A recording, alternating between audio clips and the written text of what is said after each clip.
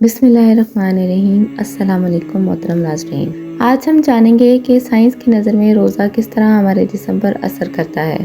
پہلے ہی دن blood sugar level گرتا ہے، یعنی خون سے چینی کے مضر اثرات کا درجہ کم ہو جاتا ہے، دھڑکن سست ہو جاتی ہے اور بلڈ پریشر کم ہو جاتا ہے۔ اعصاب جمع شدہ گلائکوجن کو آزاد کر دیتے ہیں، جس کی وجہ سے جسمانی کمزوری کا احساس اجاگر ہو جاتا ہے۔ زہریلے مادوں کی صفائی کے پہلے مرحلے میں نتیجتاً سر درد، چکر آنا، منہ کا بدبودار ہونا اور زبان پر مواد کے جمع ہوتا ہے۔ تیسرے سے ساتویں روزے تک جسم کی چربی ٹوٹ پھوٹ کا شکار ہوتی ہے اور پہلے مرحلے میں گلوکوز میں تبدیل ہو جاتی ہے۔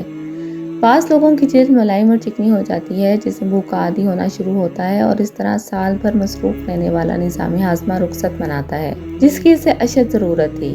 خون کے سفید جرثومے اور قوت مدافعت میں اضافہ شروع ہو جاتا ہے۔ ہو سکتا ہے روزے دار کے پھیپھڑوں میں معمولی تکلیف ہو، اس لیے کہ زہریلے مادوں کی صفائی کا عمل شروع ہو چکا ہے۔ انتڑیوں اور کولون کی مرمت کا کام شروع ہو جاتا ہے۔ انتڑیوں کی دیواروں پر جمع مواد ڈھیلا ہونا شروع ہو جاتا ہے۔ 8ویں سے 15ویں روزے تک پہلے سے توانا محسوس کرتے ہیں، دماغی طور پر چست اور ہلکا محسوس کرتے ہیں۔ ہو سکتا ہے پرانی چوٹ اور زخم محسوس ہونا شروع ہو، اس لیے کہ اب آپ کا جسم اپنے دفاع کے لیے پہلے سے زیادہ فعال اور مضبوط ہو چکا ہے۔ جسم اپنے مردہ یا کینسر شدہ سیل کو کھانا شروع کر دیتا ہے، جس سے عمومی حالات میں کیموتھراپی کے ساتھ مارنے کی کوشش کی جاتی ہے۔ اسی وجہ سے خلیات سے پرانی تکلیف اور درد کا احساس نسبتاً بڑھ جاتا ہے۔ اعصاب اور ٹانگوں میں تناؤ اس عمل کا قدرتی نتیجہ ہوتا ہے۔ یہ قوت مدافعت کے جاری عمل کی نشانی ہے۔ روزانہ نمک کے غرارے اعصابی تناؤ کا بہترین علاج ہیں۔ 16ویں سے 20ویں روزے تک جسم پوری طرح بھوک پیاس برداشت کرنے کا عادی ہو چکا ہے۔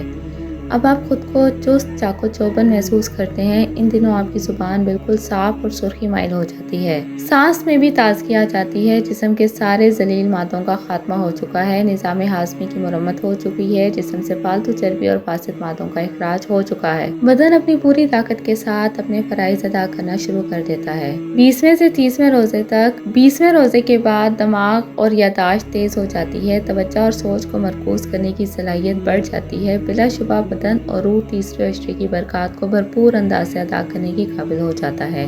یہ تو ہوئے دنیاوی فائدے، جو بے شک اللہ تعالیٰ نے ہماری ہی بھلائی کے لیے ہم پر فرض کیا، مگر دیکھیے رحمت الہی کا انداز کریمانہ کہ اس کے احکام آنے سے دنیا کے ساتھ ساتھ ہماری آخرت بھی سنوارنے کا بہترین بندوبست کر دیا۔ اللہ پاک اس مہینے کی برکات کو سمیٹنے کی توفیق عطا فرمائے، آمین یا رب العالمین۔